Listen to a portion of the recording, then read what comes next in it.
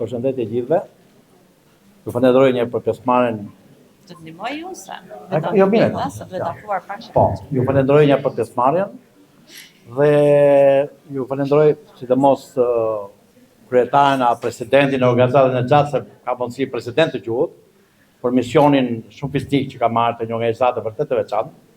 Pasi unë kam qenë profesor ligjor i disa organizatave, pasi kam lexuar statusin lart feminine dhe ky ka marrë përsipër një çështje shumë fisnike. Pra mbrojtjen e drejtave të njerëzit, që është karta kryesore evropiane, madje edhe sot është ditë e veçantë edhe bravo Ela dhe Aldo që keni organizuar për të detorin në OKB-s. Është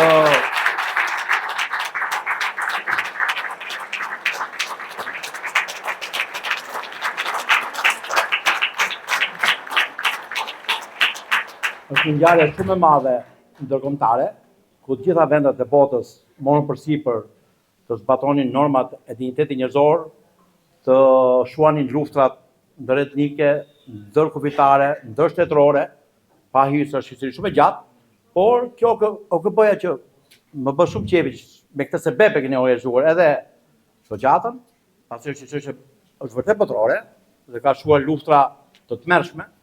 Gjithsesi, mund të pranojmë dhe këtë që shumë shtete kanë devijuar disi nga premtimet që kanë bërë në OKB, nga shumë gjëra, mos përmendim shtetet që kanë devijuar që me luftet e fundit, por gjithsesi nuk më madhor që është një çështje shumë madhore ndërkombëtare.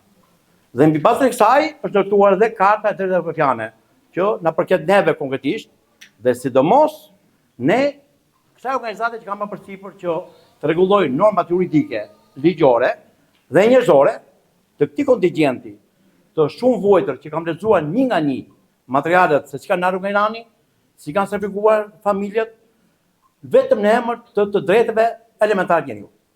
Pa e bërë keq kërkujt, por kanë vujtur tmerrsisht, për shkak të regjimeve skandaloze, totalitare, njerëzore, siç po ndodhin sot e kësaj dite kudo. Por sidomos për Iranin, një vend super i madh dhe me shumë vlera nën toksore, mbi toksore dhe shumë i pasur, por ideologjia, siç bën shumë vende, bën çuditëra dhe këto janë përsekutuar, janë premtuar që nëpërmjet kësaj mekut që vetë qeveria amerikane, kam lexuar materialin nëpërmjet misionisë brendshme, që kanë ardhur me mision për opozitë iraniane. Por me kalimin e kohës, meku, prej 2000 vetave, arriti që të përsekutonte normat më elementare njerëzore që patët rasti që i dëgjuat. Domethënë, unë nuk mund të besoj një avokat, një pronar studi ligjore, një pedagog për shumë vitësh, ti mohosh njeriu të flasë me familjen. Nuk e imagjinoj dot. Domethënë edhe zoti Halil, që unë me atë jam njohur, një doktor i nderuar dhe është një ndër kryesorët e organizatës, dhe jam i që është krau i djathtë i Halës së Elës, më ka sjell materialin dhe nuk e kam besuar kur më ka sjell historikun një për një që të merrem me misinë e brendshme, por leje qëndrimit dhe që këto njerëz me të drejtë që tha Aldo, të gëzojnë të drejtat elementare si gjithë shqiptarët në vendet evropiane, që janë emigrantë. Dhe këto janë emigrantë, por janë emigrantë shumë të ligjshëm. Por arsye se ligji për të huajt i 2020, se kanë dyshuar disa herë në ballatimin shumë të rreptë që bëra me misinë e brendshme, sa u detyrohet të gjykat edhe vetëm gjykatën, këto janë disa nene mos u lodh kokën, që këto kanë mbi 5 vjet. Dhe ligji për tu i thotë, çdo refugjat në çdo vend evropian që kalon 5 vjeçin, gëzon të drejtat barabartë për të marrë leje unike të tipit C, që në gjuhë popullore do thotë pa afat, që të dalim aty ku me të tha Aldo, që gradualisht këto njerëz me vizë të tipit pa afat, të tipit C që e meritojnë me ligj, dhe jemi prak për të marrë gjithë, dhe do marrim se të bënë. O me ministri, o me gjykat. Këto kanë të drejtë pasaj, që tha Aldo, të bëjnë kontrata pune, sepse po punojnë profesorisht poshtë e lartë, dhe s'paguhen as siguracionet, që është kundërshtim me normat më elementare evropiane, dhe e dyta pastaj të arrijmë deri atje që tha Aldo të marrin pasaportën. Ç'është kjo? Do të thonë kanë 10 vjet, 12 vjet, dhe disa nene në ligjin për të huajt 2020, që është ligji i ri që doli, janë 3-4 nene që mos u lodh kokën, çdo person që kalon mbi 5 vjet dhe s'ka bërë asnjë vepër penale, dhe këto asnjë vepër s'kan bërë, janë shumë më të rregullt se shqiptarët, që unë jam për ditë 3-4 herë gjyq, vrasë kataranët.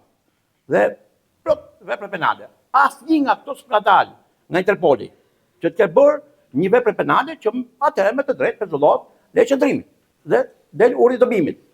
Asnjë s'ka nga këto.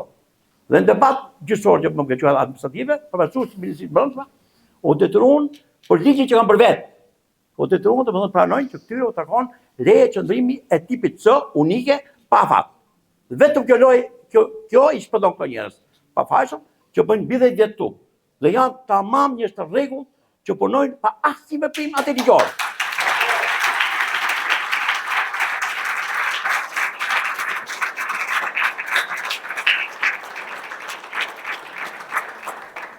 Kjo pak për humor, dhe më thonë, që në lajtë time, për shembull, që e kam qendër, nga statistikat aty, nga ana penale, nga statistikat, çdo 20 veta mund dalin 5 veta me përmje penale.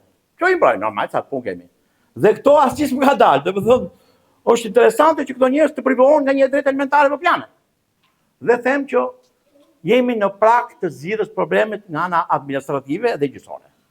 Dhe shpresoj që kjo organizatë kaq e fisme të zmadhohet.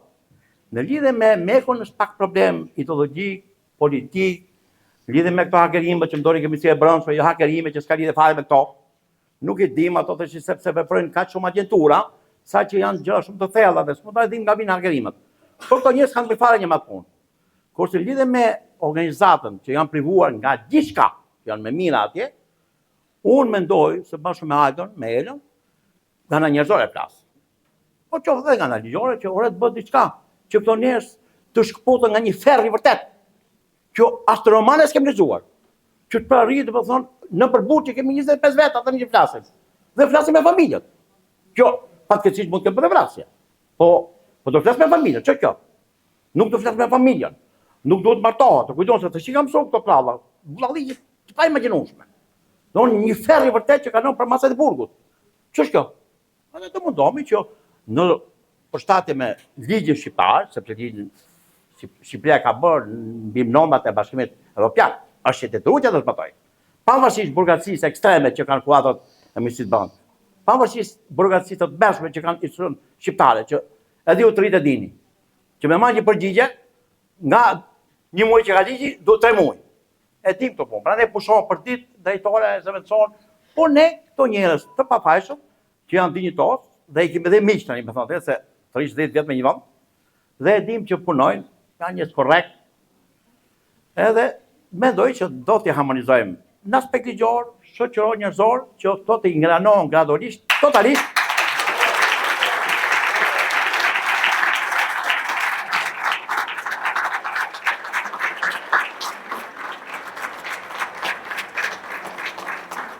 Duke shpresuar që të pajisen edhe me pasaport, edhe me sigurisë shoqërore, se duket si kështu po ikin vitet edhe këto kanë drejtën elementare që këto të sigurohen.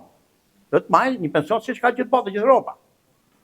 Dhe në fund, më pëlqeu edhe kjo që dha Atela, shumë interesante, sepse këto të rit kam idenë që u fundën pak në botë, se është bërë shumë e thellë, po fiton diçka, se është normal.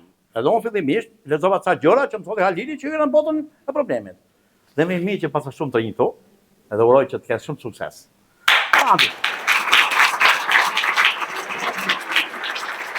Ose ne ndrojmë, kam qenë edhe pedagog, kam vënë mësim, kam pas shumë studentë dhe kam ndruar dhe atëherë që bëj inxhiniera, avokat, psikolog. Pra, ju të jeni perspektiva dhe të keni pasion që është kryesorja, dhe mirë që keni marrë pjesë në një organizatë vërtet humane, vërtet njerëzore, se kam pasur organizata dhe kam miqdor. Kjo është një organizatë që ka një program kaq human, kaq njerëzor, sa që si bravo. Dhe i uroj shumë sukses organizatës. Kjo që ka bëjela kjo vërtet më bëri të mbi shumë keq për këtë. Nga njerëzore flas, u bëra keq sa për sa erdha. Do të thonë nuk mund ta imagjinosh 2025 një përsekutim bastaks njerëzor të këtyre njerëzve të pafajshëm, që ato fotografi flasin vetë, se janë bërë marrë për çfarë shoh. Do të thonë sa i pash sinqerisht u jeva shumë keq. Dhe më vjen keq për këto njerëz. Dhe do bëjmë gjithçka që drejt sa të bëjmë me pasaport. Uroj sukses e gjithmonë.